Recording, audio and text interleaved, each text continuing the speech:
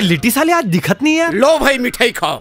अरे क्या बात है लिट्टी, मिठाई खवा था।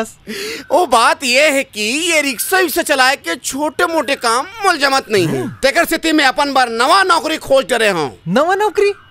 मैं पास होके रिक्शा चलात हूँ और 23 साल 1 साल स्कूल के मुंह तक नहीं देखे हस। अब कहाँ ले रोज रोज नवा नवा नौकरी छोड़थस धरथस रे। राजू भैया वो का है ना, मोर अंदर कुछ खास बात है। अब मोला मिल गया ठाड़ से जीप के कंडक्टरी। अब राजा कमाही नोट गचागत और तुमन ईंचे के ईंचे रह जाऊ और मैं तरक्की के सीढ़ी चढ़ा जाऊं। गप्पा